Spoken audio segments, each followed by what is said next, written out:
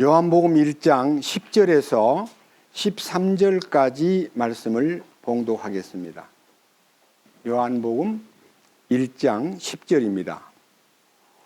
그분께서 세상에 계셨으며 세상이 그분에 의해 만들어졌으되 세상이 그분을 알지 못하였고 그분께서 자기 백성에게 오심에 그분의 백성이 그분을 받아들이지 아니하였으나 그분을 받아들인 자들 곧 그분의 이름을 믿는 자들에게는 다 하나님의 아들이 되는 권능을 그분께서 주셨으니 이들은 혈통으로나 육신의 뜻으로나 사람의 뜻으로 나지 아니하고 오직 하나님에게서 태어난 자들이니라.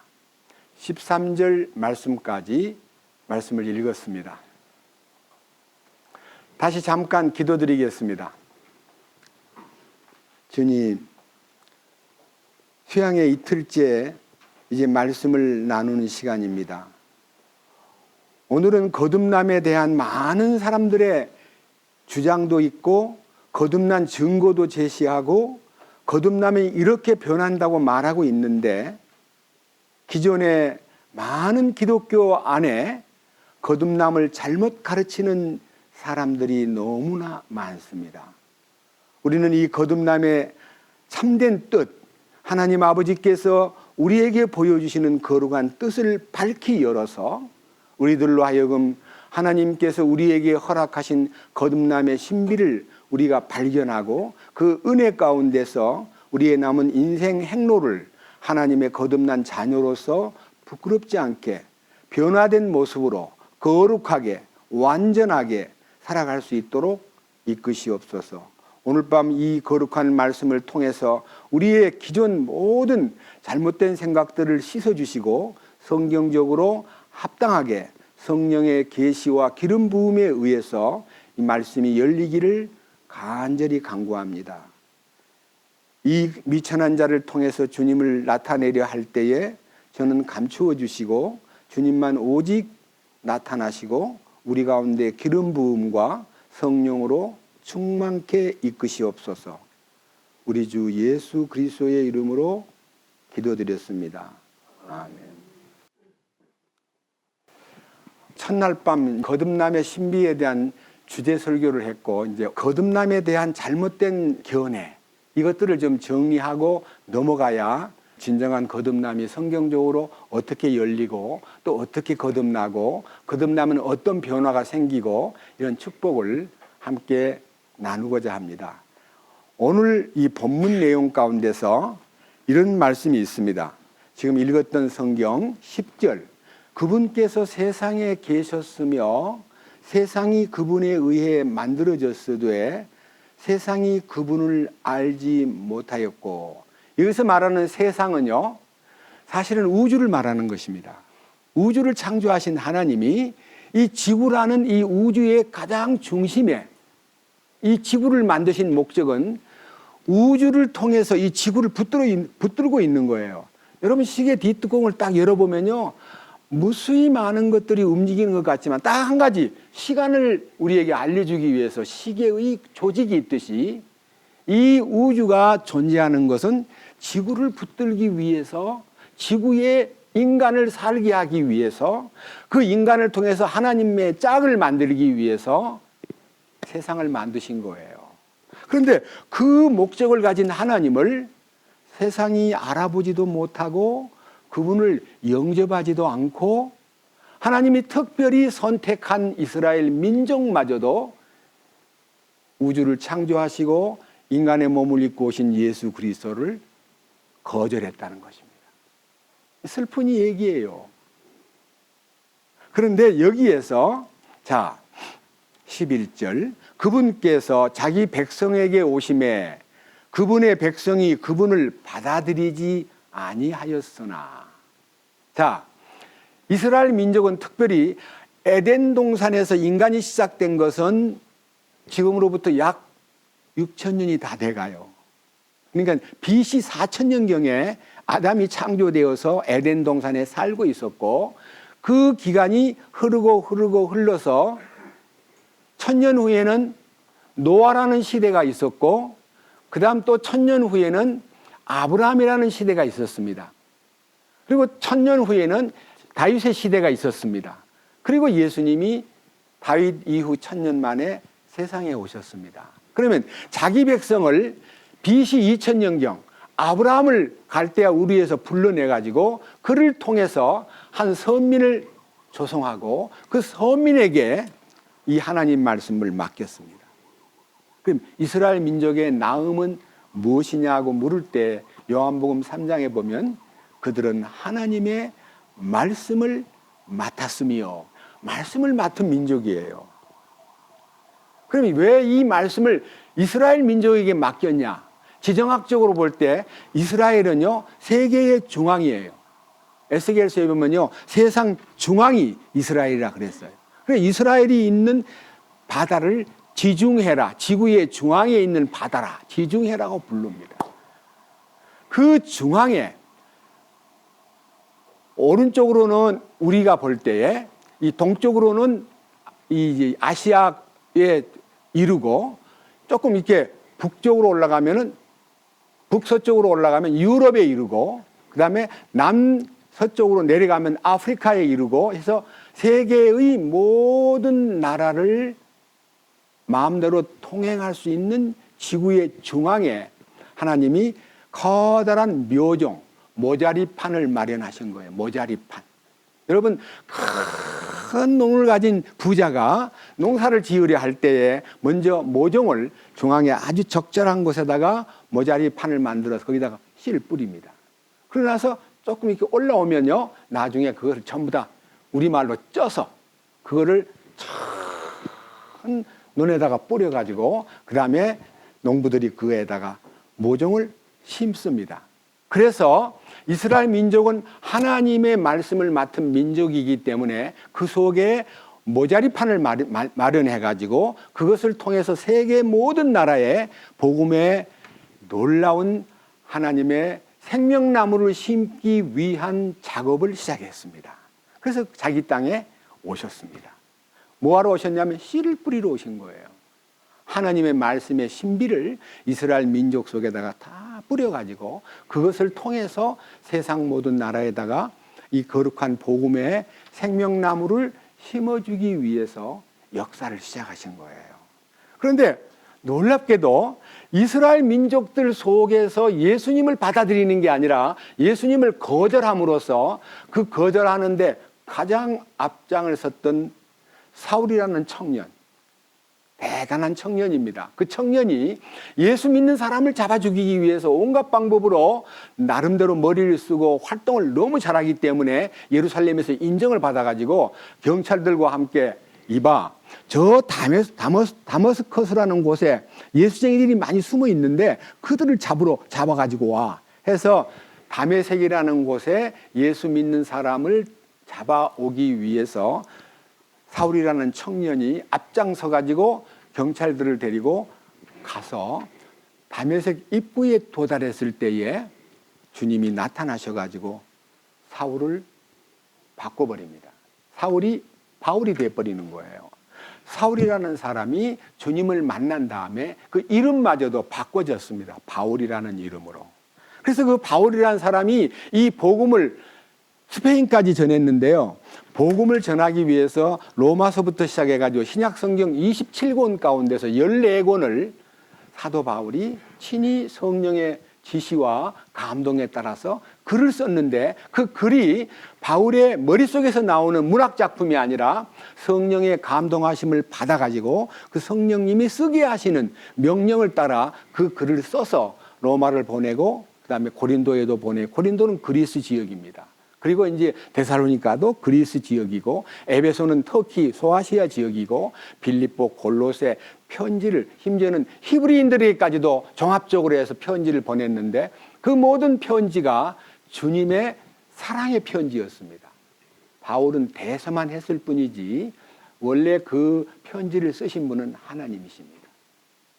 그래서 그 편지 속에서 예수 그리스도가 어떤 분이신가를 정확하게 2000년 전에 1세기 때 써서 보낸 편지인데 2000년이 지난 오늘 우리에게도 저는 이 성경을 참 하나님께서 특별한 은혜를 주셔서 그런지 몰라도 여러분 앞에 자랑하려고 그러는 게 아니라 저는 중학교 2학년 때부터 첫째는 5학년 때 에이브라함 링컨 전기를 보다가 그분이 성경을 어머니가 준 성경을 선물로 받아가지고 그 성경을 많이 읽고 공부를 했는데 나중에는 공부도 별로 못한 사람이 변호사가 되고 국회의원이 되고 대통령까지 되었습니다.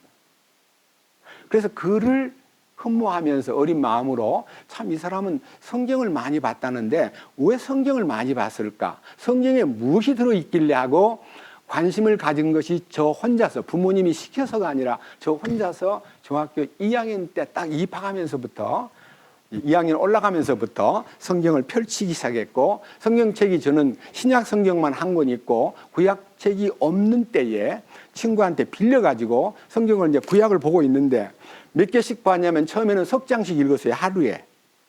그런데 그 친구가 성경책 다 봤어? 이렇게 이제 저를요, 빨리 성경책 돌려달라는 거예요. 그래서 다 보고 줄게 해서 성경책을 하루에 9장씩 보다가 아침에 석 장, 점심 때 석 장, 저녁 때 석 장 보다가 그것도 안 되겠다. 언제 이걸 다 보지? 해서 하루에 15장씩, 주일날에는 30장씩 이렇게 해가지고요, 8년을 막 줄곧 성경을 읽었습니다. 그리고 이제 중간에 그 성경책을 달라는 친구한테 한번 보고는 돌려주고 새 책은 못 사고 헌 책방에 가가지고 아주 고로 된 옛날 우리나라의 성경이 처음 나왔을 때 쓴 이제 성경에서 그냥 우리가 지금 생각하기 하나님께서 말씀하시기를 하는 말을 옛날에는 하나님 가라사대 이럴 때 성경을 고로 된 아주 그것도 그 문자가 전부 다 이게 온 한글이 아니라 옛날 가 그러면 이렇게 하다가 점을 하나 딱 찍는 게 가예요. 그런 성경을 빌려가지고 무척 열심히 읽다 보니까 국어를 많이 잘하게 되었어요. 성경 많이 읽는 바람에. 23살 때 주님을 만나고 죄사함을 받을 때 내가 놔둔 일기장을 전부 꺼내가지고 내가 성경을 몇 번이나 봤을까 하고 중학교 2학년 때부터 쓴 일기장이요. 23살 때까지 일기를 썼으니까요.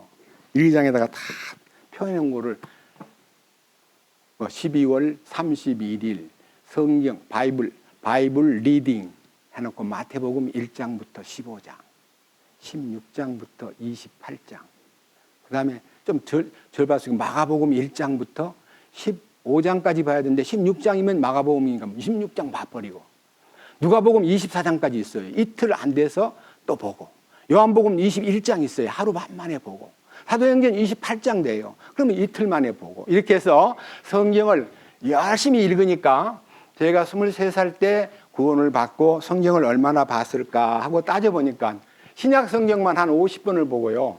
구약 성경은 한 30번을 봤어요. 그러니까 제 어린 나이에 학생 때 그거를 열심히 읽는 바람에 성경을 이제 성경의 흐름이 보이고 성경 얘기가 너무 신바람 나게 막 저한테 이게 상기가 되고 상상이 되고 그다음에 매우 즐거운 이제 교회 안에서 교회 학교 교사가 됐을 때도 청년에서 활동하고 있을 때도 성경 경진대회나 성경 경영대회에 나가면요. 경연대회에 나가면 항상 1등을 했어요. 그래서 사람들이 저보고 성경 박사라 그랬어요. 그러다가 구원을 받고 나니까요. 성경이 너무너무 그때는 무조건 읽었는데 성경이 너무너무 신기한 거예요. 와! 그래서 저는 이 축복을 하나님 앞에 이렇게 서운을 했어요. 주님, 저를 구원해 주시고 은혜로 저를 용서해 주셨은즉 제 남은 일생을 이 복음과 함께 제 생애를 다 쏟겠습니다 하고 서운을 하고 지금 이제 50년 조금 넘었습니다. 이 복음을 위해서 사는 생애가 나머지도 복음을 위해서 어떻게 하면 더 주님을 나타내는데 쓰임을 받을까를 위해서 더 많이 성경을 보고 옛날에는 다독을 했는데 지금은 정독을 하는데요. 어떤 절수는 하루를 읽고 끝나는 게 아니라 일주일 동안 그 성경 한 절을 놓고 기도하면서 씨름을 할 때가 덜어 있기도 합니다. 그래서 모든 성경은 하나님의 감동으로 된 것으로 교훈과 책망과 바르게 함과 의로 교육하기에 유익하니 이것은 하나님의 사람으로 하여금 완전하게 만들 뿐만 아니라 선한 일을 위하여 다 준비되게 하려 함이라 하고, 모든 공급의 근원이 이 말씀에서부터 나옵니다. 그래서 제가요, 오늘은 거듭남에 대한 잘못된 견해를 여러분에게 알려드리기 위해서 이 말씀을 펼쳤습니다. 자, 요한복음 1장 12절을 보겠습니다. 요한복음 1장 12절. 그분을 받아들인 자들, 곧 그분의 이름을 믿는 자들에게는 다 하나님의 아들이 되는 권능을 그분께서 주셨으니. 이 요한복음 12장은 옛날 개역 성경으로 지금 제가 그분을 받아들인 자, 그분의 이름을 믿는 자 이렇게 나왔지만요, 영접하는 자, 곧 그 이름을 믿는 자들에게는 하나님의 자녀가 되는 권세를 주셨다. 그래가지고 영접을 하는 것을 거듭난 것이라 그래가지고, 여러분 기억에 약간 아련할지 몰라도 우리 한국에는 영접을 가르치지 않았는데, 빌리 그레엄이 여의도 광장에서, 그때는 5.16 광장이라 그랬습니다. 그 광장에 100만 명을 모아놓고요, 너무너무 흥분된 메시지를 전하면서 구원의 도리를 말씀한 후에 전 참석을 했으니까 봤죠. 여러분, 영접하는 사람들 다 나오세요 하니까요, 수천 명이 막 와 나오는 거예요. 강당 앞으로. 그 나오니까 이제 요원들을 시켜가지고 전부 다 개개인 이름을 쓰고 주소를 쓰고 전화번호도 쓰고 이렇게 해가지고 영접했다는데, 영접 기도를 시킵니다. 다 같이 기도합시다. 따라하십시오. 하나님 아버지, 저는 죄인입니다. 멸망받을 수밖에 없는 죄인이 주님 앞에 나와 주님을 영접합니다. 이제 주님의 자녀가 된 것을 믿습니다. 이제 남은 생애를 주님의 자녀로서 합당하게 살도록 인도해 주시옵소서. 예수님 이름으로 기도드립니다. 아멘. 그리고 영접한 사람들은 이제 거듭난 사람이라고 막, 그래서 한국 땅에 거듭난 분위기가 막 들끓기 시작했습니다. 과연 그것이 거듭난 것일까요?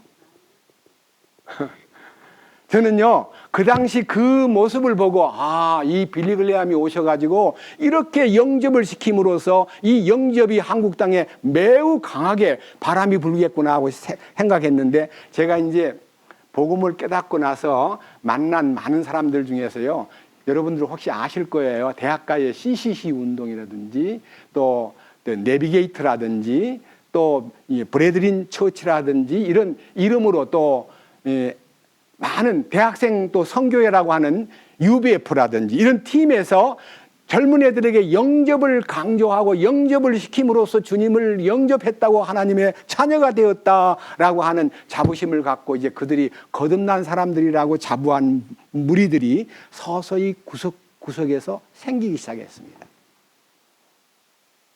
저는 그것을 거듭난 거다, 거듭나지 않은 거다라고 지금 규명하려고 그러는 게 아니고, 과연 그 영접이 거듭난 것인가를 여러분 앞에 이제 의문으로 먼저 제시해 놓겠습니다.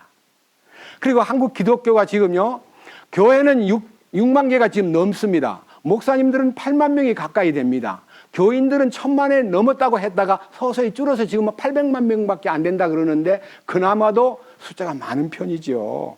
근데 그 800만 명 혹은 1000만 명이 예수를 믿는다 그러고, 캐톨릭은 빼놓고라도 예수를 믿노라 하면서도, 저는 우리 부모님이, 우리 아버지는 예수를 일찍 믿지 않고 제가 전도해서 구원을 받았지만, 우리 어머니는 저보다 먼저 6.25 사변 때 예수를 믿기 시작해가지고 저를 초등학교 5학년 때부터 새벽 기도회를 저를 끌고 나가는, 그러니까 자고 있는 저를 깨워가지고 교회로 끌고 나가서, 저는 너무 잠이 아직 안 떨어져가지고 예배당 바닥에, 마룻바닥에 끌어 앉아서 우리 어머니 기도하고 있는 옆자리에 앉아가지고 그냥 저는 퍼져가지고 기도를 하는 게 아니라 잤습니다.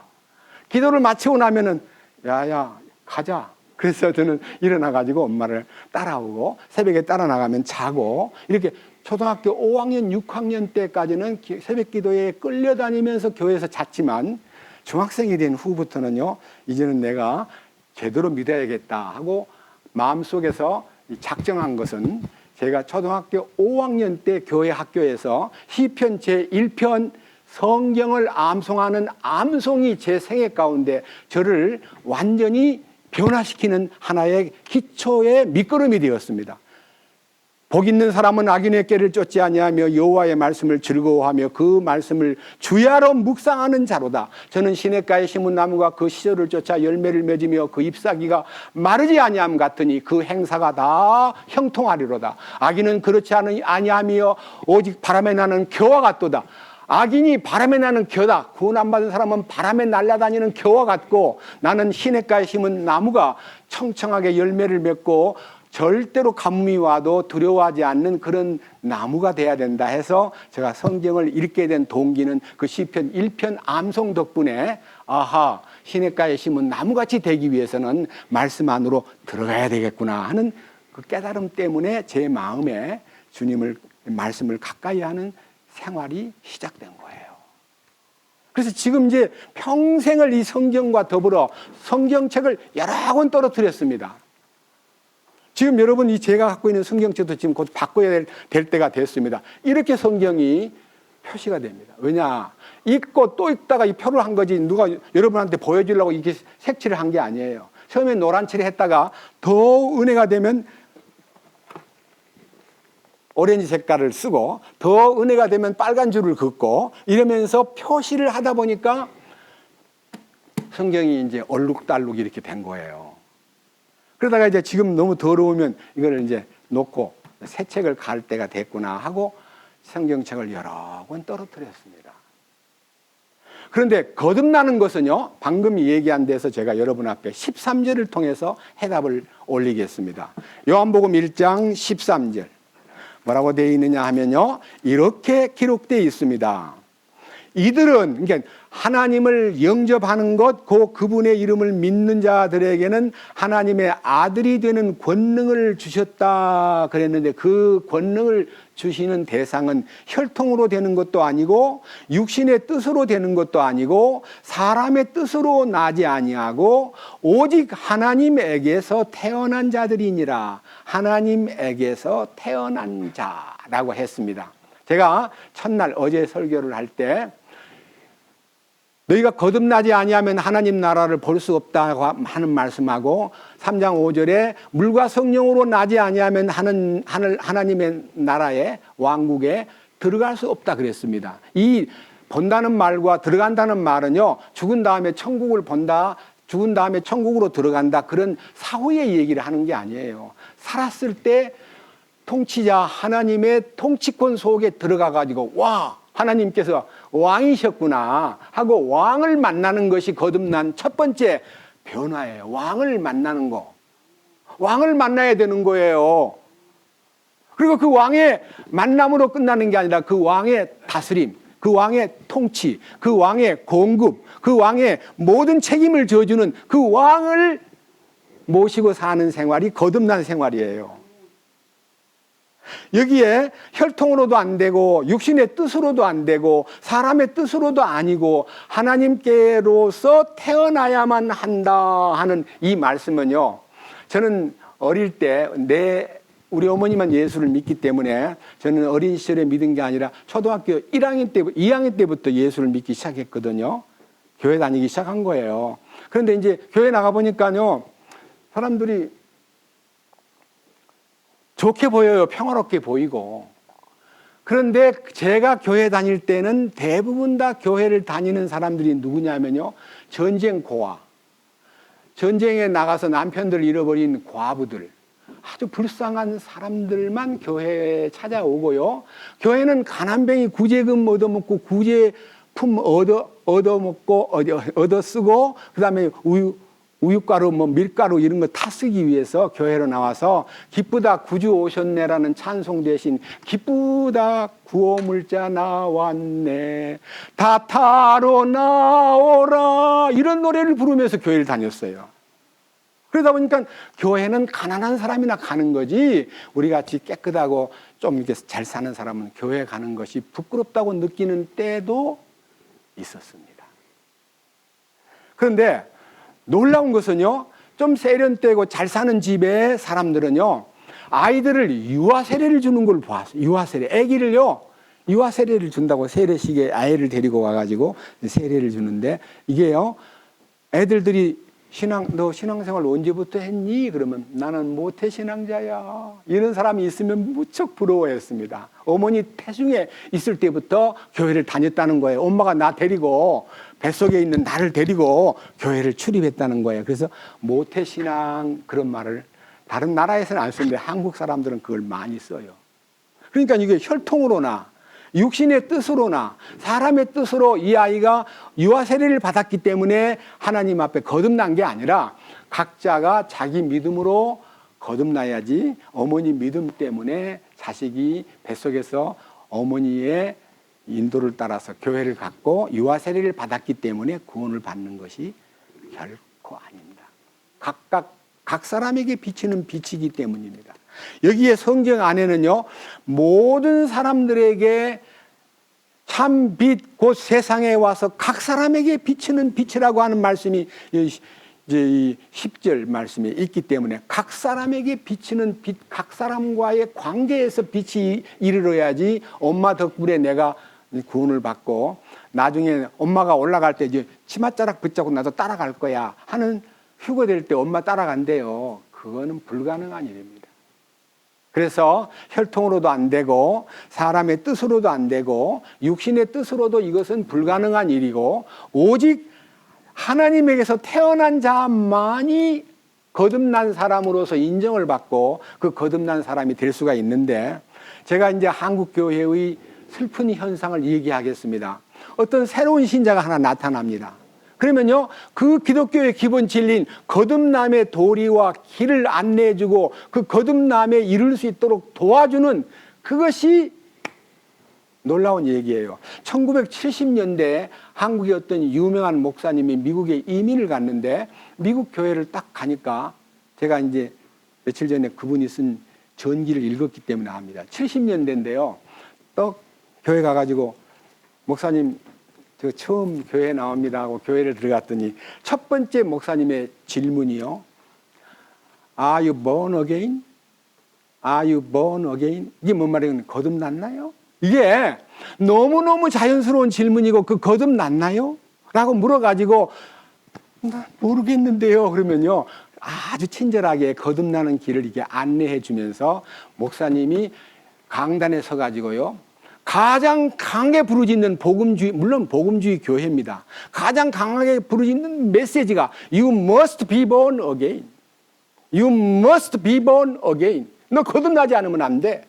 꼭 거듭나야 돼. 이렇게 해가지고 거듭남의 도리를 알려가지고 거듭난 생명을 양육시키는 것이 교회 생활인데, 우리나라는 어떻게 교회를 처음에 가면요, 어떻게 사람을 가르치냐 하면요, 친절하게 맞이해가지고요, 이제 초신자 반에 데리고 가가지고 교회 생활, 봉사, 헌신, 새벽기도, 철야기도, 신방 다니는 거, 목사님 충성하는 거, 현보 잘 내는 거, 뭐 별별 행동, 그 행동은 거듭난 후에 저절로 이루어지는 열매인데, 거듭나는 길을 알려주는 게 아니라 거듭난 후에 이루어져야 될 자연스러운 결과를 미리 교육을 시켜가지고 종교인을 만들고 충성하게 만들고 봉사하게 만들고 착한 일 하게 만들고, 저는 제일 먼저 5학년 때 우리 주일학교에서 배운 첫 번째 교육 중에 하나가 10계명을 외우는 거였습니다. 그러니까 저한테 주기도문도 외우라 그러고 사도신경도 외우라 그러고 10계명도 외우라. 10계명을 외우고 나니까 선생님 이건 뭐 하는 거예요? 그랬더니 그렇게 살아야 돼. 10계명대로 살아야 돼. 이런 장로교, 이제 소위 말하는 처음 다닐 때는 합동측 교회를 다녔는데 조금 커가지고는 이제 통합측 교회를, 장로교 안에도요 100개가 넘는 장로교가 교파가 있어요. 장로교 안에도. 기가 막힐 일이에요. 근데 이제 전부가 다 뭐냐면요, 교회에 충성하고 봉사, 헌신, 그리고 모든 것을 계명대로 살기 위해서 노력하는 그런 환경을 만들어주는 것이 교회 생활의 시작이라고 알아요. 아니에요. 예? 무엇을 해서 구원을 받는 게 아니기 때문에, 율법을 지키고 십계명을 지켜서 구원받는 것이 아니기 때문에, 그거를 가르치는 것보다는 거듭나는 길을 알려주는 최초의 메시지가 전달돼야 되는데, 그런 일을 하는 교회를, 나 교회 가니까 거듭났냐고 묻고 거듭난 길을 안내해 준다고 적어도 한 일주일 동안은 개인적으로 지도를 받으라 그러는데, 참 어려운 것 같아. 예수 믿기가. 그렇습니다. 예수 믿기가 어려운 거예요. 왜 어렵냐? 죄가 많기 때문에. 죄를 깨끗게 해야 되기 때문에. 그래서 우리 주님께서 이 거듭남의 길, 곧 기독교의 기본 진리를 전해줘야 될 이 놀라운 사명을 저버리고 많은 사람을 이 행동을 요구하는 종교인, 율법을 따라 살게 만드는 행함을 요구하는 길로 안내해 줌으로써 평생 예수 믿는다는 사람이 성경 한 책 한 번 제대로 못 보고 지내온 사람들이 많아요. 거듭나는 길은 이게 우리 인생의 내비게이션이에요. 어디로 가려면 내비게이션에 딱 갈 곳을 치면 줄이 쫙 길이 나오지요. 아세요 그거? 운전 안 해본 분은 잘 모를 거예요.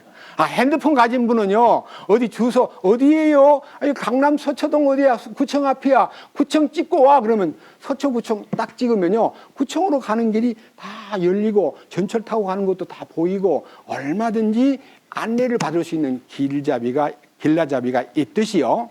이 성경은 영원한 하나님 나라로 가는 내비게이션이에요. 예? 그리고 중간중간에 거쳐가야 될 순례자들이 쉴 곳으로 안내해주는 말로 다 못할 안내의 안식처가 곳곳에 있어요.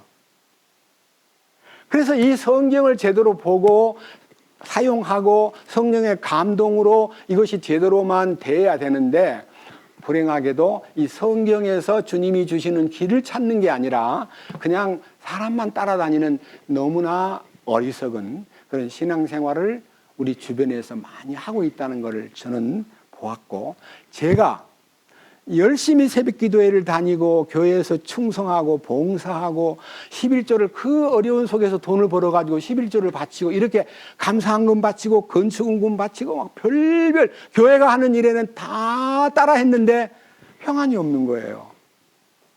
내가 너에게 참 평안을 준다 그랬는데 평안이 없었어요. 너무 고민하다가 어느 날 말씀대로 가르치는 그 교회를 좀 찾게 해달라고 찾다가 이 진리의 말씀에 어떤 안내를 받아가지고 진리의 눈을 떠가지고 저를 지도했던 목사님한테 찾아가서 군복을 입고 찾아가가지고, 목사님 전 구원을 받았습니다. 그랬더니 목사님이 좋아할 줄 알았더니요, 안색이 딱 바뀌면서, 뭐라고?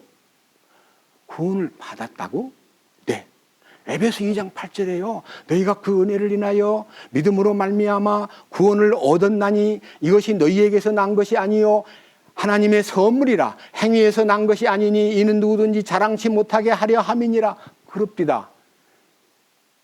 목사님 에베소 2장 8절 9절입니다 했더니, 야, 목사 앞에서 성경을 자꾸 펼쳐가지고 그러면 안 돼. 건방지게.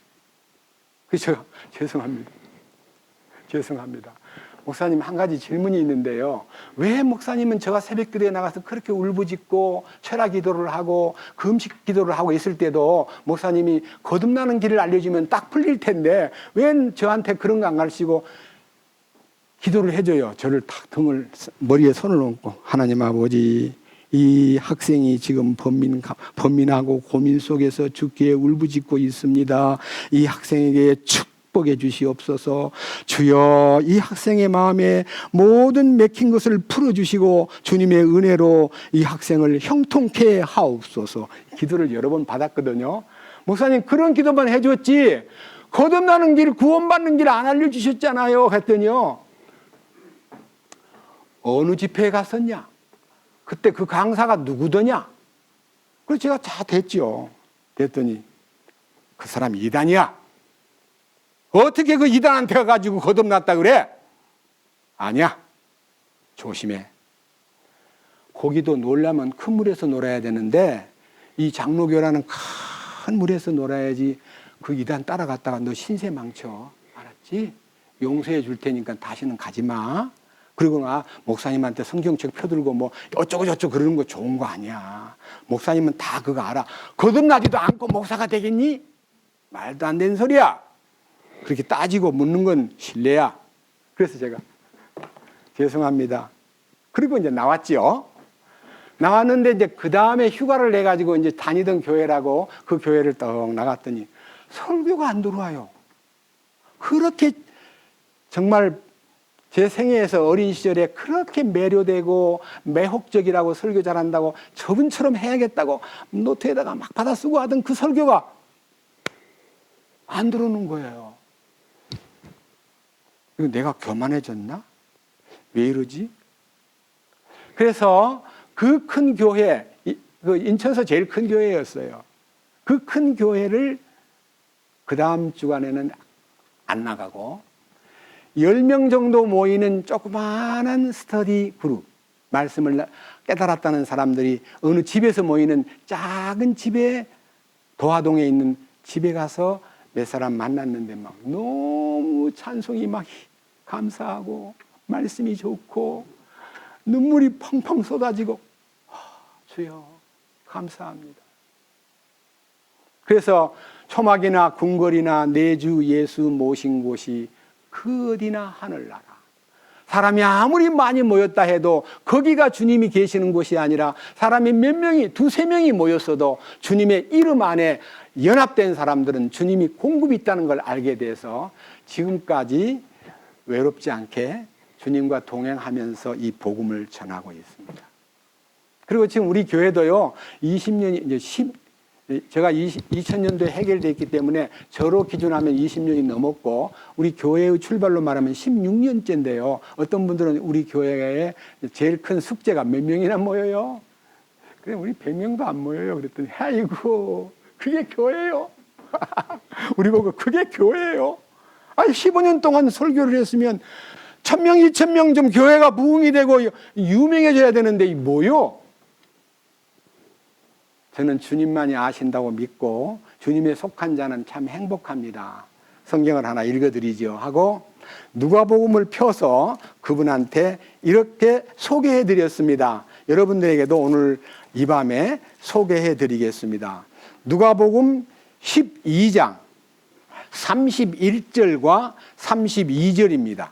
누가복음 12장 31절과 32절 오히려 너희는 하나님의 왕국을 구하라. 그리하면 이 모든 것을 너희에게 더하시리라. 적은 약물이여 두려워하지 말라. 너희 아버지께서 그 왕국을 너희에게 주시는 것을 참으로 기뻐하시느니라. 적은 약물이라. 하나님의 왕국을 상속받아 가지고 그 왕국을 누릴 수 있는 사람은 리틀 플락, 적은 약물입니다. 적은 약물이에요. 그 말은요, 숫자가 많지 않다는 거예요. 우리가 적다는 것을 변명하고 위로받으려고 이 말 하는 게 아니라 주님이 보실 때 그 시대에 참으로 주님을 따르고 주님이 기뻐하는 말을 수행하는 사람이 무리가 몇 명이 안 된다는 거예요. 여러분 한번 계산해 보세요. 이스라엘 민족이 이집트에서 430년 동안 노예 생활하다가 장정만 60만 명, 20세 이상의 장정 남자만 60만 명, 여자와 아이들과 모든 미성년자를 포함하면요 200만 명이 넘는 사람이 이집트에서 나왔는데 그들이 약속한 땅은 가나안 땅이에요. 근데 가나안 땅에 들어간 사람은요 에집트에서 나온 사람은 다 죽었어요. 2사람 빼놓고. 여호수아와 갈렙이라는 사람 빼놓고 다 이집트에서 태어난 사람은 다 죽었어요. 광야에서 태어난 사람만 가나안 땅에 들어갔어요. 그 말이 뭔 말일까요? 이집트는 죄악의 땅, 옛사람입니다. 옛사람은 다 죽어야 돼요. 그런데요 죽을 때 시체가 돼서 죽어가지고 가나안 땅에 가는 게 아니라 자기 자신이 자아가 죽어서 주님 편에 속한 자가 될 때에 그를 죽은 자로 간주하고 가나안 땅으로 데려가는데 여호수아와 갈렙이에요. 민수기 14장 보면요 12명의 정탐꾼을 가나안 땅을 정탐하고 오라고 40일 동안 기회를 주었는데 40일 동안 샅샅이 뒤지고 와가지고 그들이 돌아올 때는 큰 포도송이 하나를 나무에다 꿰가지고 둘이 어깨에 매가지고 딱 돌아와가지고 하는 말이 여러분 가나안 땅이야말로 정말 풍성한 땅, 젖과 꿀이 흐르는 땅임에 틀림없습니다. 그런데 가서 우리가 40일 동안 정탐을 해보니 그들은 막 거인들, 거기에는 자이언트라 그래요. 자이언트. 거인들이 있고 우리는 그들 모습과 비교를 했을 때 우리는 메뚜기 같은 작은 것들이라. 그들을 치려고 했다가 우리 다 망합니다. 갈 생각하지 마세요. 우리 돌아갑시다 하고 10명이 막 불평불만을 하니까요. 그 군중들이 군중 심리에 의해서 막 통곡을 하면서 왜 우리를 이렇게 끌어다가 그 거인들 앞에 망하게 하려고 데리고 왔느냐 하고 막 울부짖고 있을 때 여호수아와 갈렙이 손을 쳐들고 아닙니다. 하나님은 우리 편입니다. 하나님은 우리와 같이 계시고 그들은 하나님이 도와주지 않아요. 그러니까 우리가 하나님이 우리를 도우실진데 그들을 넉넉히 정복할 수 있습니다. 그들은 우리의 밥입니다. 하고 강하게 소리를 치니까요. 백성들이 막 돌을 들어가지고 여호수아와 갈렙을 치려고 할 때 하나님의 영광이 나타나서 그들을 막고 하나님이 이렇게 말씀하십니다. 언제까지 너희들이 내 말을 믿지 않고 나를 믿지 않고 이렇게 어리석은 태도를 취하느냐. 너희들은 너희들이 잘못한 그 잘못된 어리석은 불평 때문에 죄짐을 지고 불평의 짐을 지고 40년 동안 광야를 맴돌다가 너희는 죽을 것이다. 너희들은 아무도 가나안 땅에 못 가. 여호수아와 갈렙 두 사람 말고는 불평을 했던 저 사람은 하나님이 즉결 처분을 하고 가나안 땅에 아무도 데려가지 않았습니다. 그러니까요 60만 명 중에 2명이라고만 생각해도 30만 대 1이에요. 그러니까요 얼마나 왕국의 상속권에 들어간다는 것이 얼마나 어려웠길래 작은 약물이여 두려워하지 말라. 너희 아버지께서 그 왕국을 너희에게 주시는 것을 참으로 기뻐하시느니라. 이런 놀라운 하나님의 계획이 있기 때문에요. 저는요, 제가 유튜브에서 가장 건실하게 거듭남의 신비를 전하는 분이 혹시나 있을까 싶어서 샅샅이 뒤지다가요, 11월 3일 날 새벽에 똑같은 설교를 둘이가 타이틀이요, 거듭남의 결과. 거듭나니까 이런 축복이 오더라. 거듭남의 증거. 그래가지고 7가지로 설교하는 분이 어떤 이제 그 인터넷 TV에 한 분 뜨고요. 또 한 분이 떴는데 똑같은 테마로 설교를 하는데 그 설교를 제가 다 받아 썼습니다. 그 설교 받아 쓴 걸 여기 노트에 놨는데요. 이렇게 말합니다. 그분을 인격적인 면이 있기 때문에 그 방송국, 그 인터넷 방송국이나 그 사람 이름을 생략하겠습니다. 이렇게 얘기합니다. 자, 여러분, 거듭난 증거는 7가지가 있는데 그 7가지의 첫 번째가 하나님을 아버지로 부르는 자는 거듭난 사람입니다. 하나님 아버지를 부르는 사람은 거듭난 사람입니다라고 성경을 대는데 이 성경에 갈라디아 4장 6절하고 로마서 8장 14절 이하를 제시해 주면서 하나님 아버지를 부르는 사람은 거듭난 사람입니다. 여러분, 하나님 아버지를 부르나요? 그 사람은 거듭난 사람입니다 하고 말을 하는데 제 마음속에서 아무나 하나님 아버지를 부르는 사람이 많잖아요. 요한복음 8장에 보면 유대인들이요, 우리 아버지는 하나님 아버지다고 아무리 소리를 지르도 예수님은 너희는 너희 아비 마귀에게서 났으니 너희 아비의 행사를 하고 있다.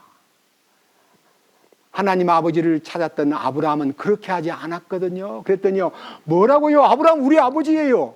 자기 조상 아브라함이 우리 아버지라고 막 아브라함 우리 아버지라고 또 하니까 내가 정말 아브라함의 후손일진데 아브라함의 행사를 해야 되는데 아브라함 안에 있던 하나님이 너희 안에 없어. 너희는 왜 나를 죽이려고 하느냐 하고 이제 아브라함의 아들이라고 자부하는 유대인들에게 하나님 아버지라고 부르는 그들에게 너희는 너희 아비 마귀에게서 났으니 라고 말씀하시면서 처음부터 그는 거짓말장이고 거짓의 아비고 거짓을 말할 때마다 제 것으로 말하는 그 사람이 어떻게 하나님 아들이 될 수 있느냐. 그래서 이제 첫 번째 이 항목이요, 틀린 말은 아닌데 참으로 입으로만 주여 주여 하는 사람이 많기 때문에 마태복음 15장에 이 백성이 입술로는 나를 존경하되 마음은 내게서 멀도다. 사람의 계명으로 교훈을 삼아 가르치니 나를 헛되이 경배하는도다.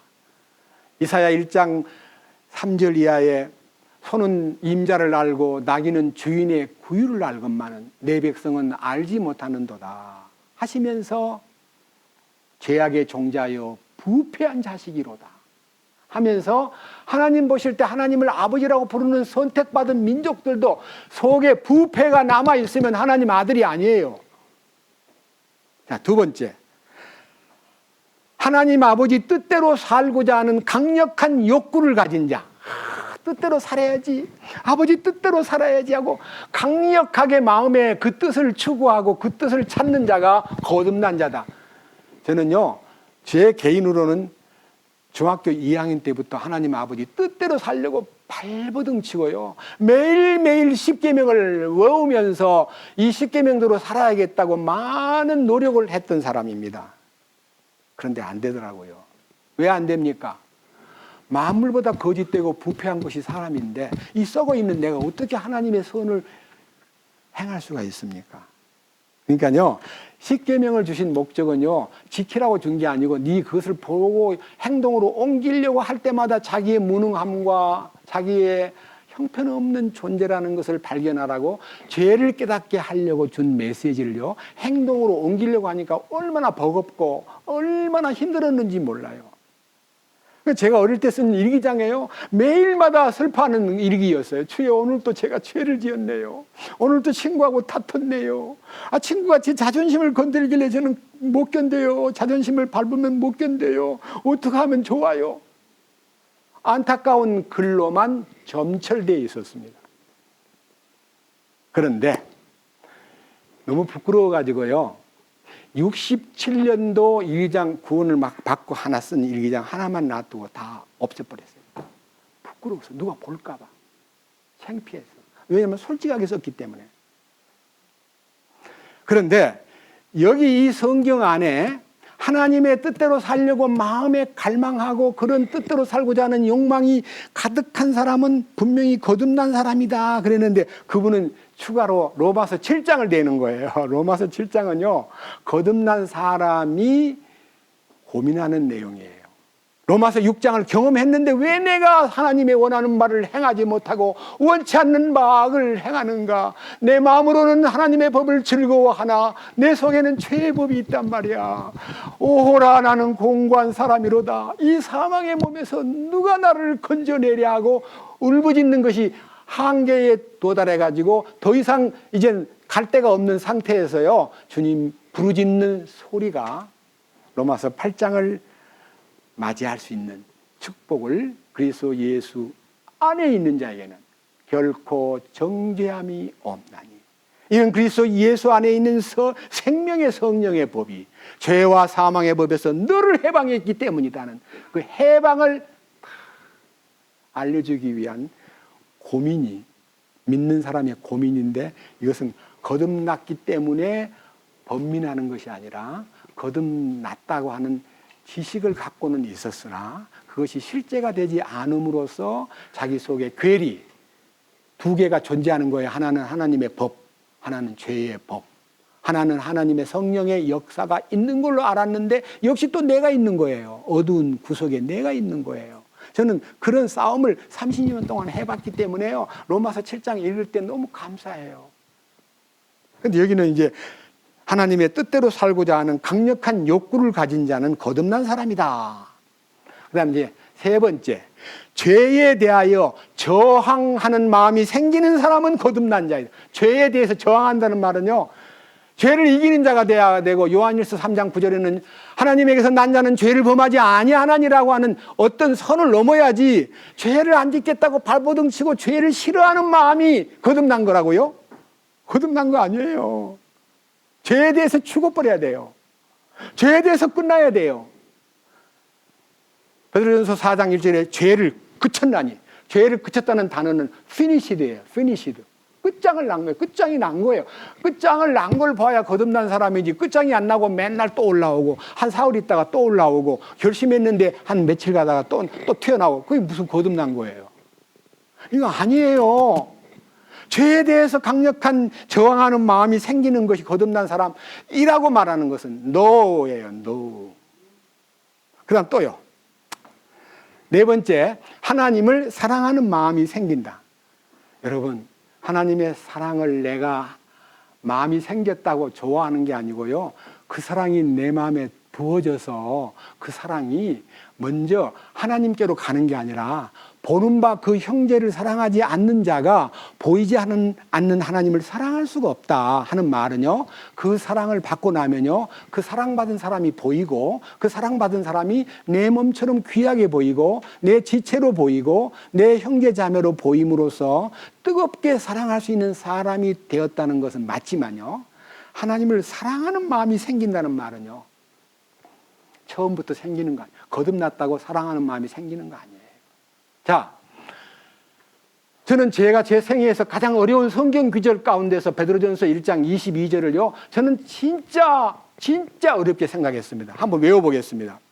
너희가 진리를 순종함으로 너희 영혼을 깨끗하게 하여 거짓이 없이 형제를 사랑하기에 이르렀으니 마음으로 뜨겁게 피차 사랑하라는 성경이 개역 성경의 기록입니다. 저는 그 기록을요 30년 동안 외우고 살았습니다. 주님, 왜 영혼을 깨끗하게 해주셨다고 말했는데, 영혼 구원 받았으니까 나는 영혼 구원 받은 거는 믿습니다. 근데 왜 형제를 뜨겁게 사랑을 못하고, 왜 마음속에서 그 형제에 대해서 내가 좋아하는 사람은 사랑하고 내 마음에 안 들면 멀리하고, 저를요 공격하거나 저를 무시하면 싫어 보이고 만나고 싶지 않고, 저거 또 오네, 피하고 그랬어요. 제가 안 좋아하는 형제가 저기서 오면요, 아이고 저 사람 보면 괜히 곤란해하고 길을 다른 골목길로 피할 정도로 저는 위선자였어요. 안 되는 거예요. 진리를 순종해야만 되는데 순종하려고 노력해도 안 되고, 형제를 뜨겁게 사랑이 안 돼요. 영혼을 깨끗하게 한 거는 맞는데. 그래서 30년 동안 시행착오를 일으키다가 2000년 7월달 십자가에 연합을 한 순간에요, 이 성경이 개역으로 보던 성경을 여기서는 어떻게 썼을까 하고 딱 열어보니까요, 너희가 성령을 통해 진리에 순종함으로 너희의 혼을 깨끗하게 하여.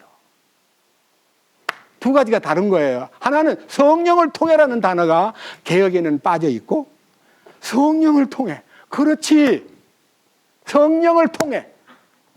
진리에 순종하는 건 내 힘이 아니고 성령님이 순종하도록 이끄셔가지고 내 영혼을 깨끗하게 한 게 아니라 내 혼을 깨끗하게 하여, 내 혼의 변화가 생김으로써 나의 혼이 사랑을 받고 사랑의 통로에 커다란 하나의 장애물로 존재했기 때문에 이 혼을요 싹 끄집어내니까 사랑이 팍 터지는 거예요. 제가요 저 언덕에 집을 지었습니다. 높은 언덕에. 그러니까 이제 수도가 올라가기가 어려우니까요, 수도 신청을 하니까요, 저 아래 동네 그 수도 올라오는 데다가 마지막 거기다가 펌프를 장치해가지고요, 우리 집으로 수도를 올라오게 하는 공사를 꽤 돈을 좀 많이 들여가지고 수도 공사를 해놨는데요, 준공이 됐다고 해서 이제 딱 수도 꼭지를 트니까 물이 안 나오네요. 그 수도 공사 하신 분한테 전화를 했어요. 기술자님, 저 고생 많이 하셨는데 우리 집에 물이 안 나옵니다. 그랬더니, 안 나올 리가 있나요? 아니, 저 계량기 앞에까지는 물이 와 있는 것 같이 보이는데요, 물이 집안에 곳곳에 부엌에도 안 나오고 화장실도 안 나와요. 빨리 와보세요 했더니요, 그분이 저 아래에 있는 계량기를 딱 막아놓고, 그 다음에 이제 우리 계량기에 들어와가지고 딱 뜯어가지고 딱 뽑으니까요, 계량기에서 우리 방 안으로, 우리 집 안으로 들어가는 이 수도의 이 음새를 뜯어가지고 보니까 여기 신문지가 꽉 막혀 있는 거예요. 그 아저씨, 그 신문지가 왜 막혀 있어요? 공사할 때 흙 들어갈까봐 거기다가 신문지를 이렇게 막아놓고 있는데 신문지가 쏙 기어 들어가는 바람에 안 보이니까요, 일본 말로 여기 딱 잡아가지고 오사마리 시켰대요. 무슨 말이에요? 오사마리가 뭐예요? 했더니 마감을 시켰대요. 왜 그걸 안 뽑았어요? 했더니 안 보였어요. 신문지 한 장이 나오는데 쭉 뽑아가지고요, 딱 이니까 물이 금방 한 2초만 되니까 방에 전체 화장실에 나오는 걸 보고 박수를 쳤습니다. 그 수도꼭지 입구에 들어있는 그 쪼가리가 혼이에요, 혼. 우리 주님이 우리에게 은혜를 베풀어 얼마든지 공급을 해주고 있는데요, 혼이라는 신문 쪼가리가요 문 앞에 딱 가로막아가지고 물이 지나가지 못하게 만들더라 이거예요. 이 혼이 제거되고 혼이 깨끗하게 되고 혼이 처리되니까 사랑이 막 팡 터지는 거예요.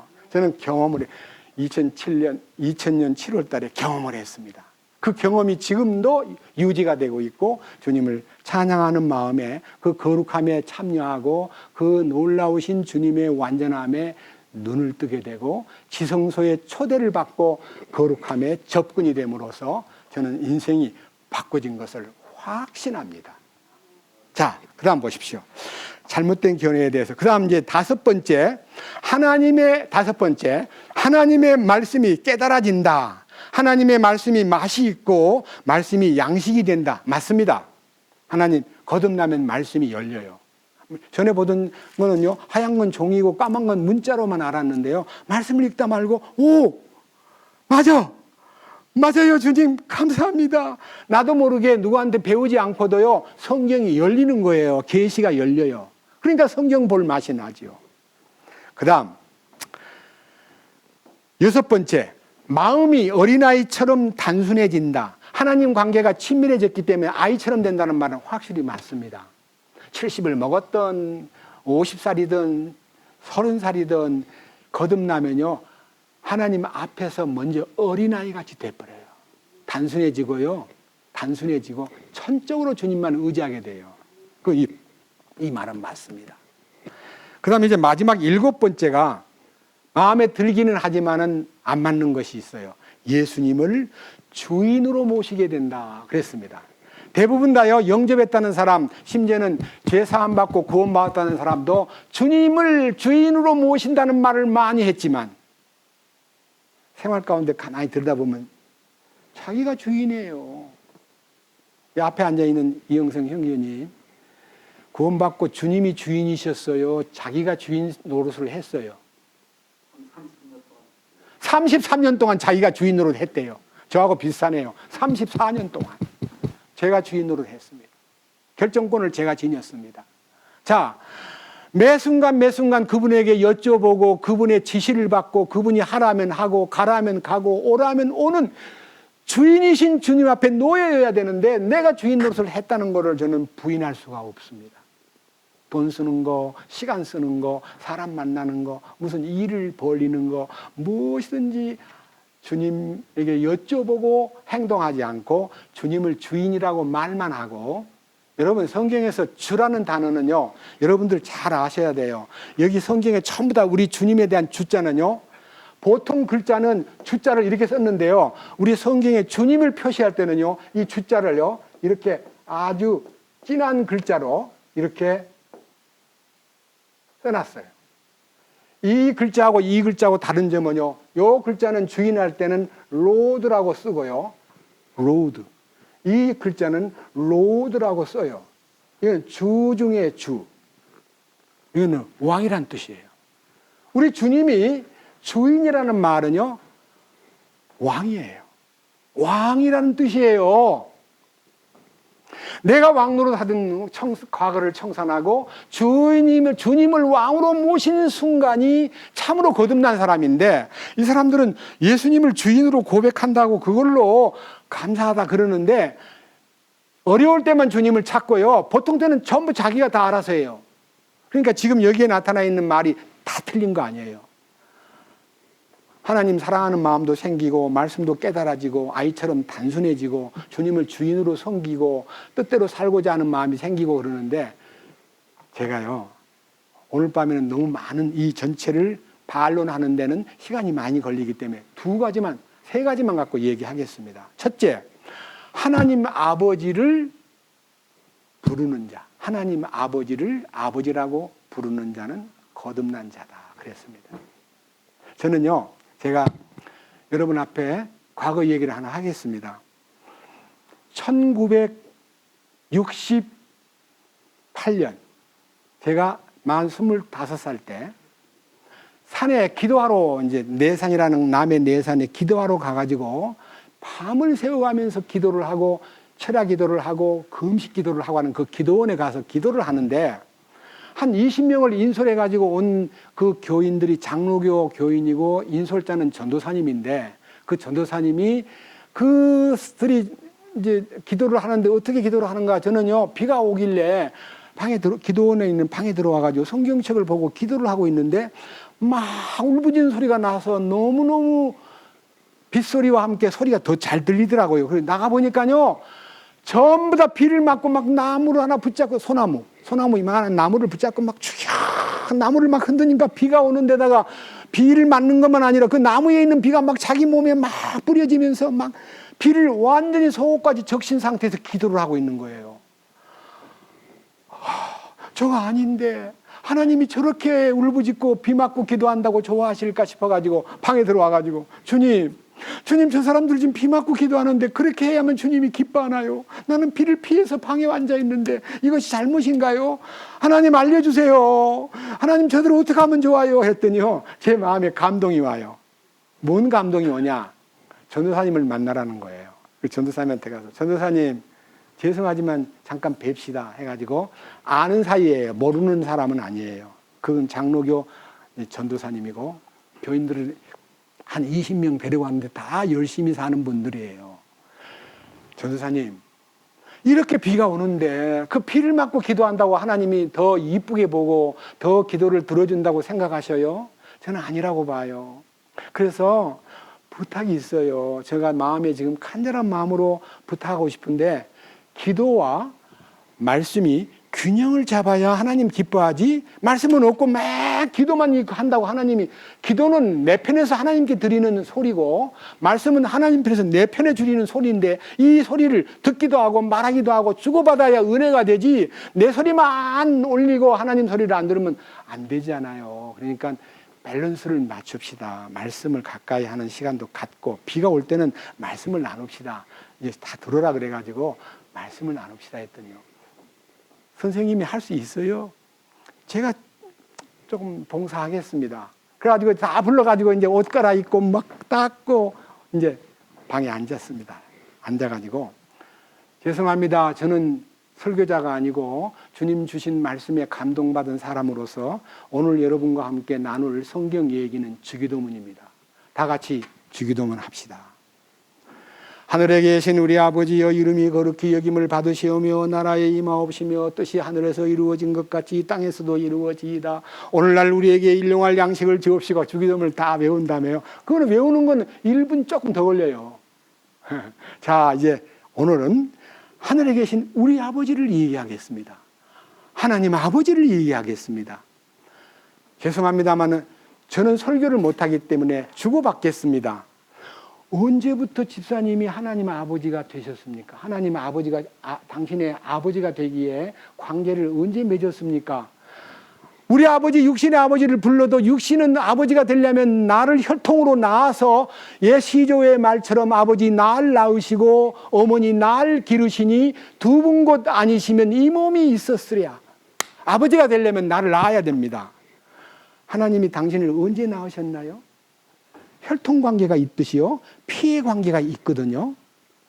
그 다음에 이 집사님은요 하나님 아버지가 언제 당신의 아버지가 됐나요? 어떻게 아버지를 부르기 시작했나요? 하고 다 물어보니까 20명 다 답을 못해요. 그 전도사님 보고 전도사님은 죄송합니다. 언제부터 하나님 아버지가 당신의 아버지가 되었나요? 언제부터 관계를 이 생명관계를 맺었나요? 그랬더니요 전도사님이 생명관계 맺은 얘기를 식구들 많은 데서 간증을 해요. 그분이 너무 과로해가지고 병원에 입원을 했는데 링겔 주사를 탁 꽂아가지고 잠을 자다가 눈을 딱 떠보니까 환상 중인지 생신지 링겔이 피의 링겔인데 그 피가 수혈이 되더래요. 그 피가 수혈되는 걸 보고 이랬대요.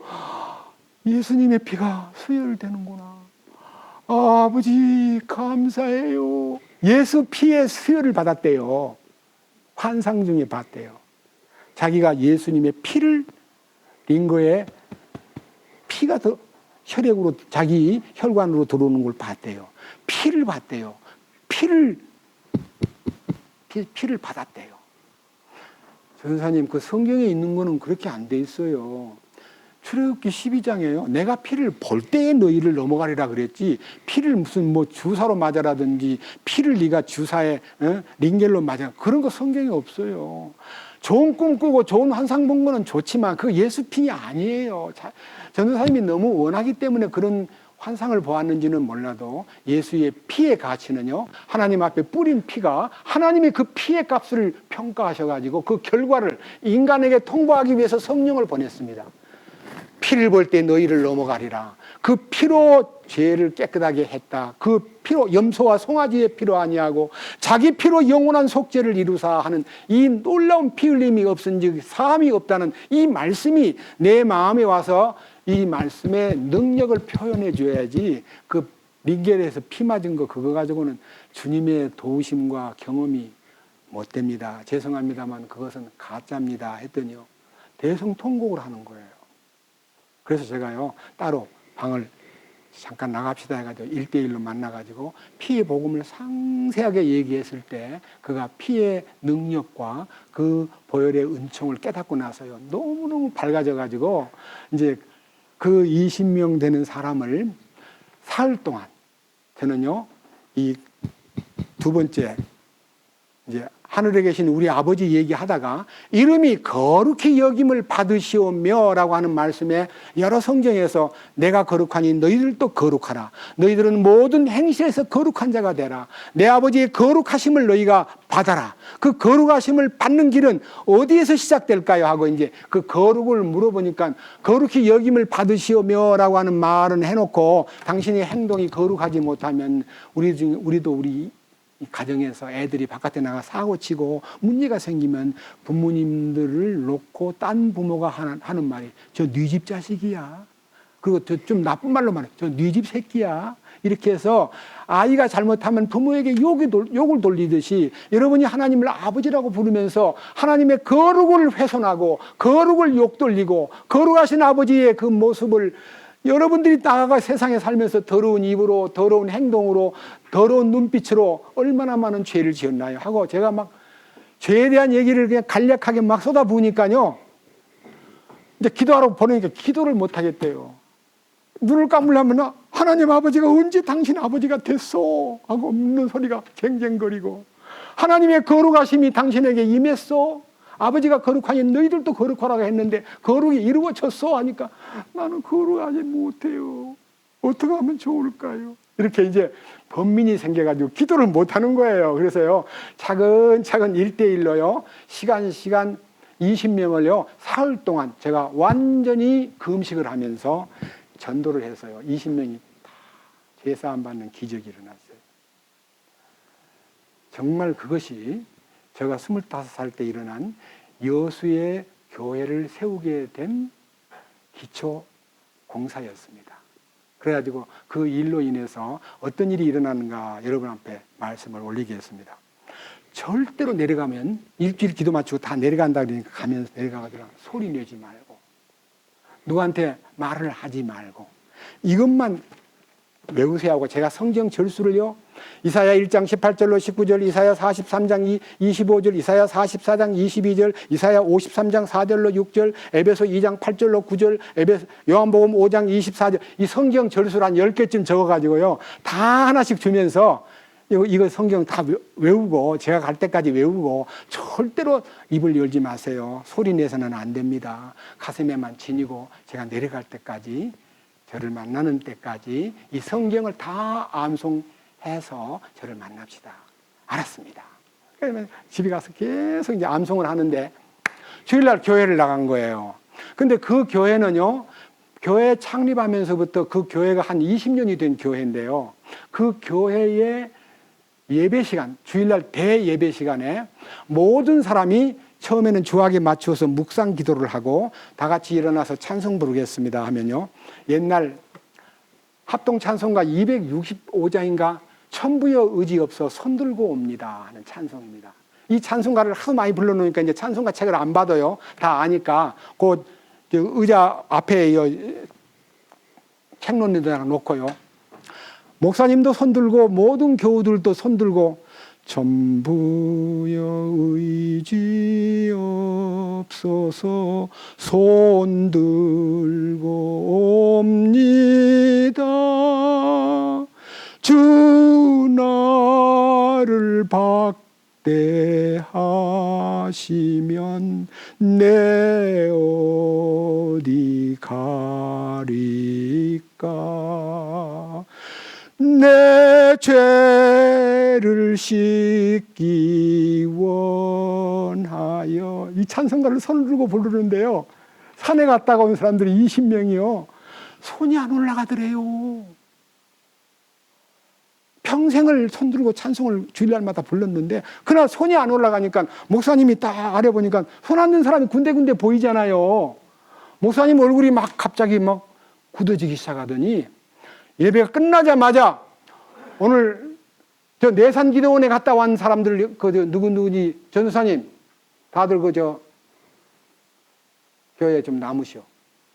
그래가지고 그 사람들을 다 앉혀놓고 아까 찬송 부를 때 왜 손을 안 올렸어? 목사님 너무 감사한 거는요, 그동안에는 죄를 씻지 못해가지고 늘 주나를 박대하시면 내 어디 가리까 내 죄를 씻기 원하여 주 앞에 왔다고 고백하는 찬송가를 불렀는데 이번에 기도원에 가가지고 죄를 씻고 나니까 손이 안 올라갑니다. 목사님 손이 안 올라가요. 뭐라고요? 죄를 씻었다고요? 이 사람들 교만하네. 그래가지고 아무 말 말고 다음 주일부터는 손을 올려요. 어디서 건방지게 죄를 씻었다고 뭐 손이 안 올라간다고요? 말이 되냐고 그게. 매일 죄를 짓는데. 이러면서 다음 주일부터 손을 올리세요 하길래 엉겁게래요. 네, 알았습니다. 그랬대요. 그런데 그 다음 주일날 또 찬송가를 똑같은 찬송가를 부르는데 손을 들고 찬송을 부르려고 손을 들려니까 손이 올라가려고 하는데 이만큼 올라가다가 아이고 안 되네. 주님 나를 용서하셨는데. 손을요 3주일 동안 연거푸 안 드니까요. 목사님이 전도사님 파면 내산 기도원 갔다 온 사람 다 출교 나가시오. 쫓겨나 버린 거예요. 3번 예배 시간에 대예배 시간에 손들고 찬송 부르는 것을 거부했다는 죄 때문에 그 목사님이 그들을 잘라냈어요. 그 중에 우리 어머니도 거기 한 명 중에 속합니다. 그 중에 우리 어머니는 그 교회의 관리 집사였습니다. 생계를요 교회 청소해주고 종치고 그때는 종칠 때예요. 종치고 그 교회를 다 앞마당도 청소하고 예배당도 청소하고 의자도 닦고 무지무지하게 고생하면서 살던 우리 어머니가요 목이 잘렸어요. 그리고 제가 기도원을 이제 40일 만에 딱 끝내고 돌아 내려왔는데요. 이분들이 다 뱃머리에 나와가지고 얼굴이 밝은 얼굴이 아니고요 다 아주 어두운 얼굴로 서영진이 우리요 쫓겨났어요. 어디로 가야 돼요? 아니 왜 쫓겨났어요? 말하지 말라는데 뭐 말을 많이 했구만.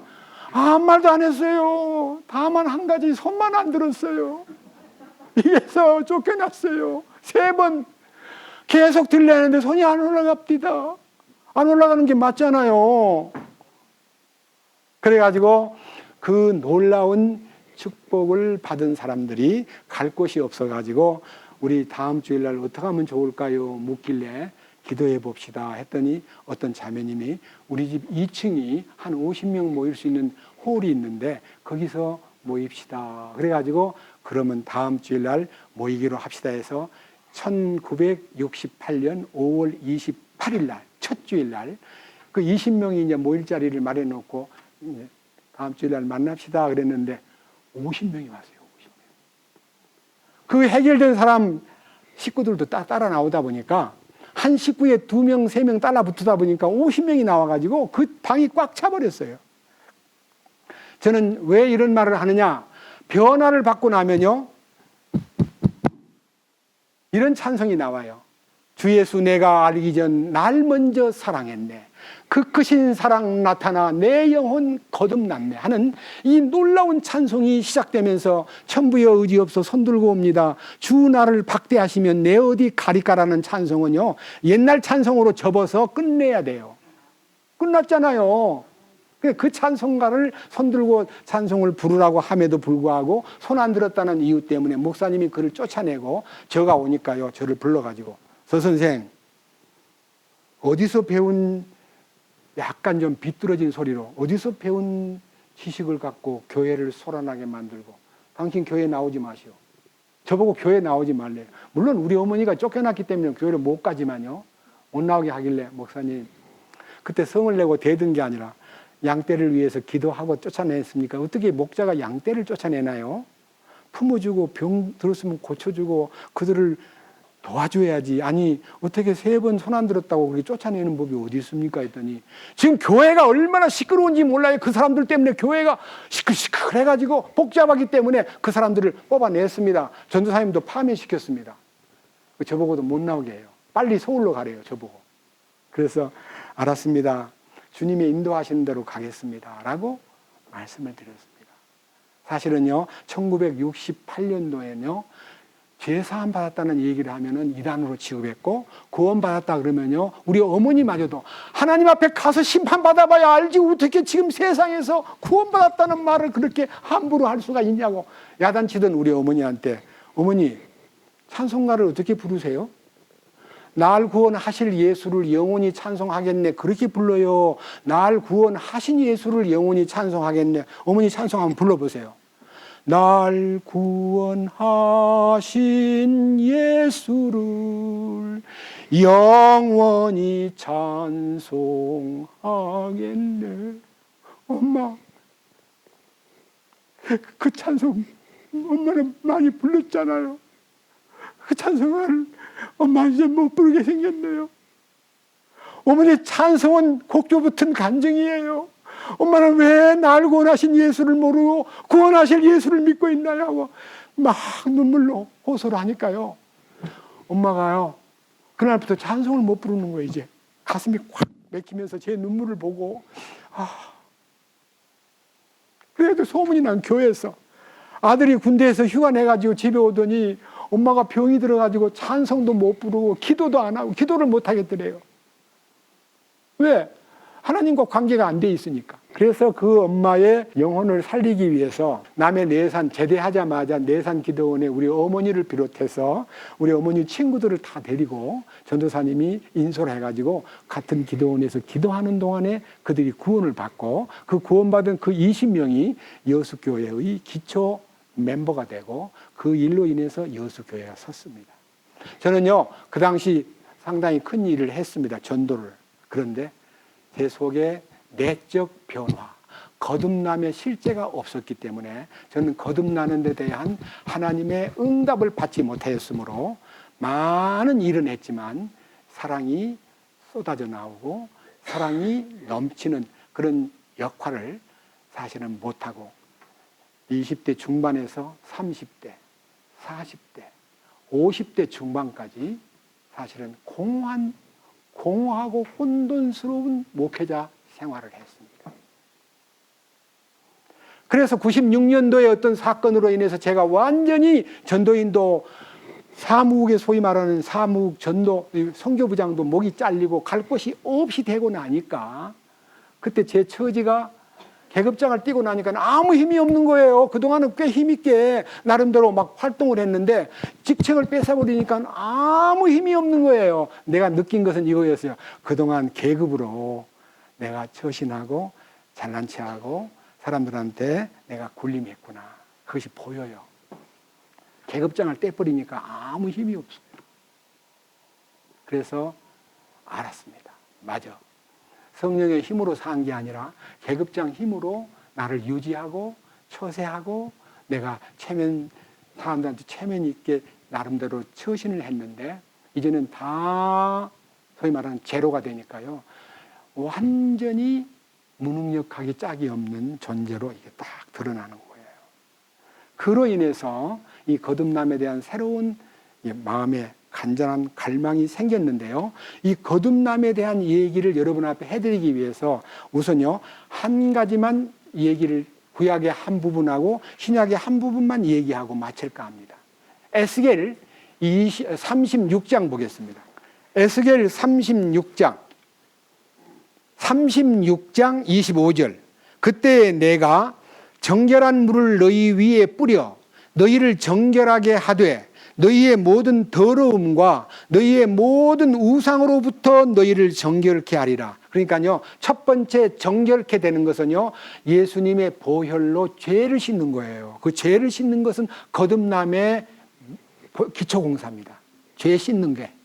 그 다음에 두 번째 26절 또 자가 들어갑니다. 죄를 정결케 할 뿐만 아니라 새 마음을 너희에게 주고 새 영을 너희 속에 두어 너희 살에서 돌 같은 마음을 제거하고, 너희 살이란 말은 프레시, 이 육체를 말합니다. 이 속에 들어있는, 이 육체 속에 들어있는 마음이 돌 같은 마음이에요. 강팍한 마음이에요. 교만하기 짝이 없어요. 너무 완고해요. 너무나 고집스러워요. 이 마음을요 도려내고, 돌 같은 마음을 도려내고 뭐라 그랬어요?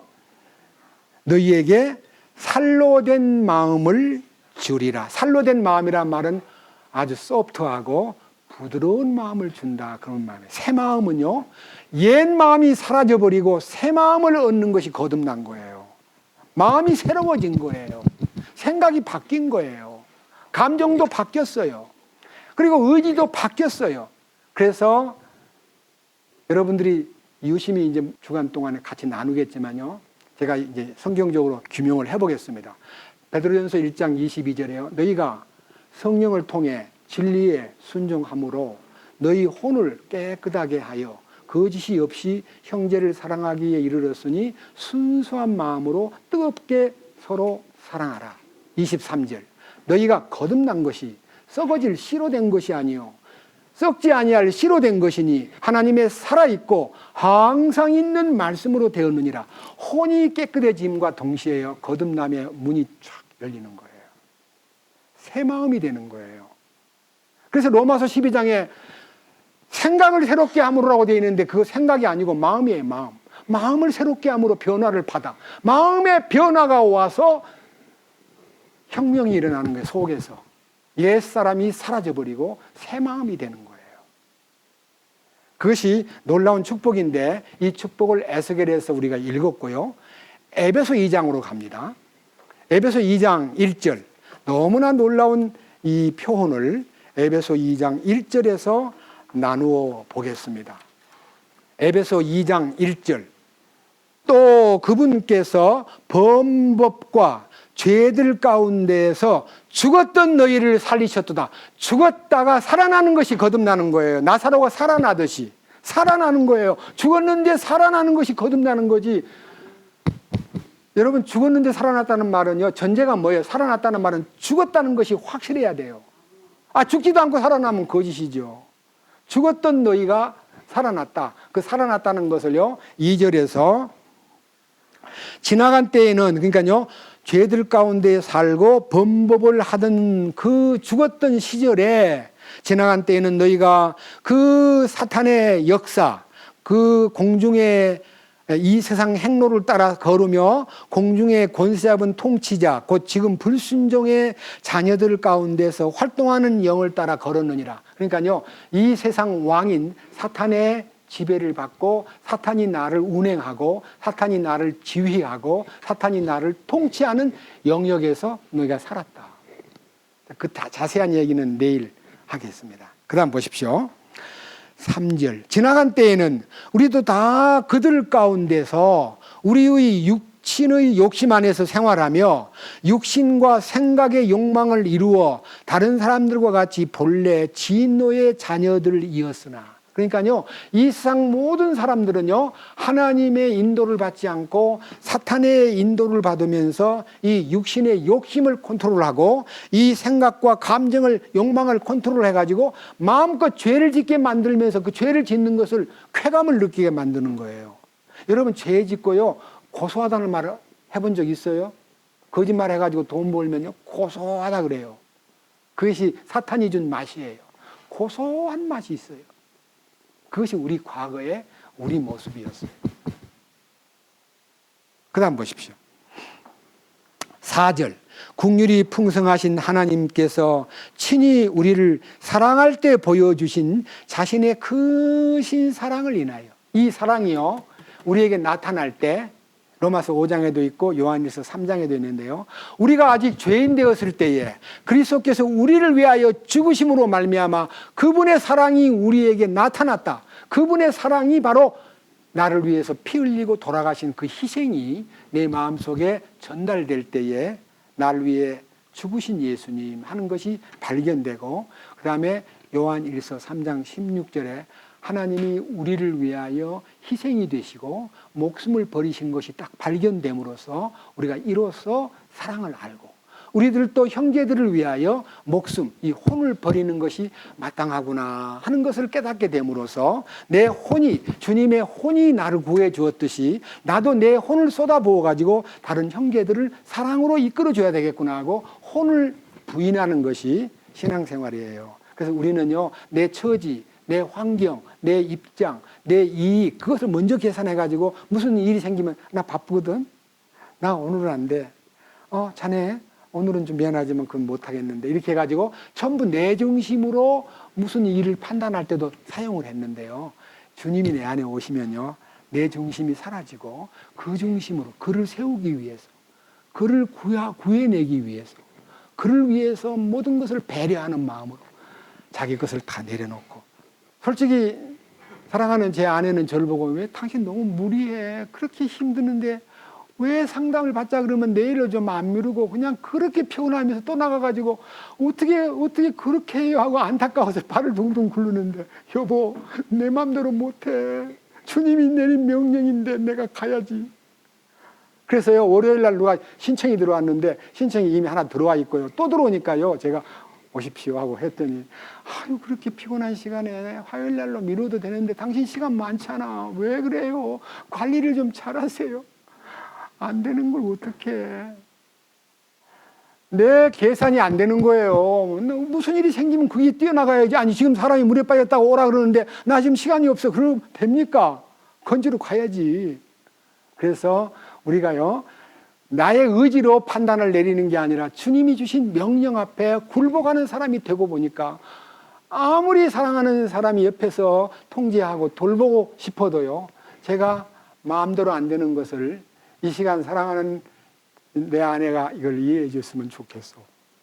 모든 사람들에게 대하는 태도가 나를 위하는 마음으로 나에게 제재를 가하고자 하지만요, 나는 순간순간 주님이 내린 명령이라고 느끼기 때문에 안 뛰어나갈 수가 없는 거예요.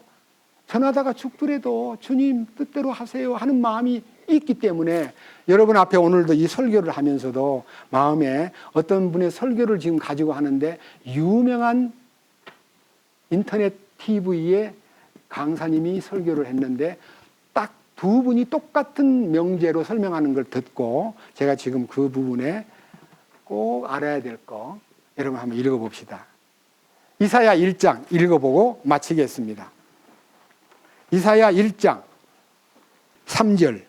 소도 자기 주인을 알며 나귀도 자기 주인의 구유를 알건만은 이스라엘은 알지 못하며 내 백성은 깊이 생각하지 못하는도다 하셨도다. 하나님의 선민으로 이스라엘 민족을 뽑았는데 그들이 소나 나귀같이 주인도 못 알아보는, 하나님을 못 알아보는 이 백성들을 보니 참 마음이 아프다라고 말씀하신 후에 그 다음 4절.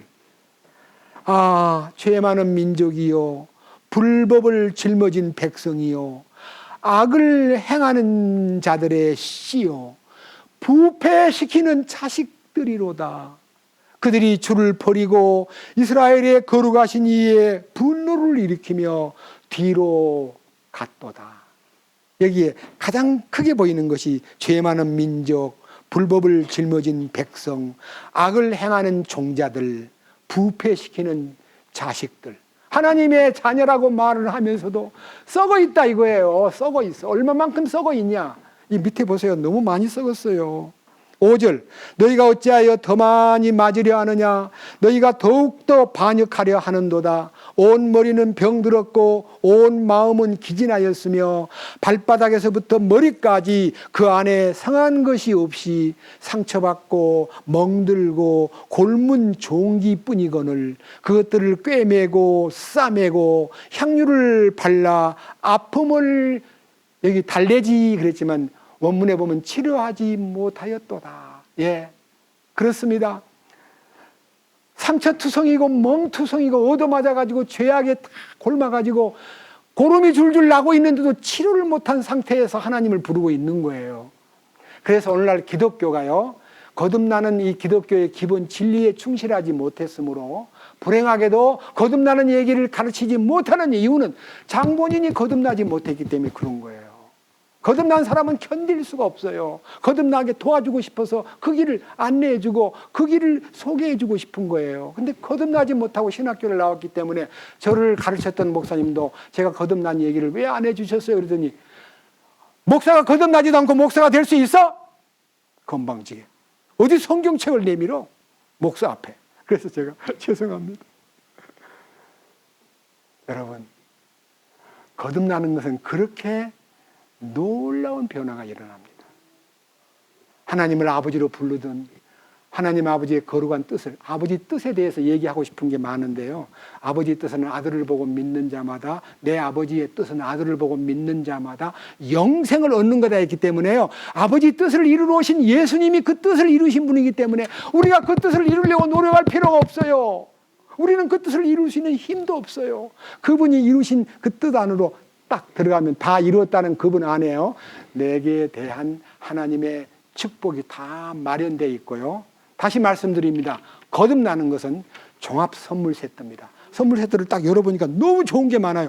아, 너무 좋다고 그거 하나 들고 막 나왔는데 그것이 구원의 선물이에요. 그거 하나만 붙잡고 저는 30년을 살았어요.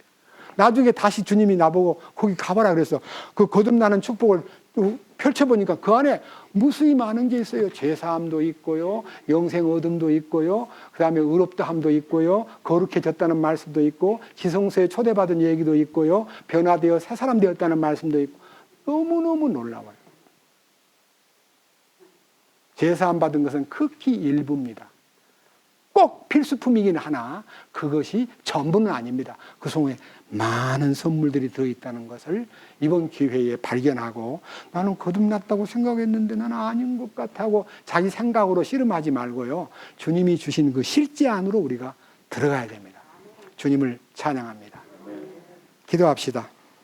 주님 감사합니다. 오늘은 거듭나지 못한 사람들이 영접했다고 거듭났다고 하고, 하나님을 아버지라고 부른다고 해서 거듭난 걸로 착각하고, 하나님의 뜻을 추구한다고 거듭난 자라고 생각하고, 죄와 싸우고 있는 것을 거듭난 걸로 알지만은 죄에 대해서 죽고 하나님의 거룩이 주장하는 것이 거듭난 것이지, 죄하고 싸우는 것은 거듭난 것이 아니라는 것을 확실히 알게 해 주옵소서. 내가 왜 이럴까? 내가 왜 이럴까라고 자기가 잘못하고 있는 것을 늘 마음 아파하는 것은 거듭난 사람의 모습이 아니고, 거듭나지 못했기 때문에 그런 일이 벌어지고 있다는 것을 알게 하여 주시옵소서. 이번 기간 동안에 참 거듭남의 신비를 우리에게 계시해 주시고, 주님 영광을 나타내서 우리로 하여금 그 축복 안에서 마음껏 누리고 영광 돌리고 이기는 자로 이 세상을 살도록 인도하여 주옵소서. 우리를 구원해 주시고 거룩한 길로 이끌어서 거듭난 자답게 살도록 이끌어 주시는 우리 주 예수 그리스도의 이름으로 기도드렸습니다. 아멘.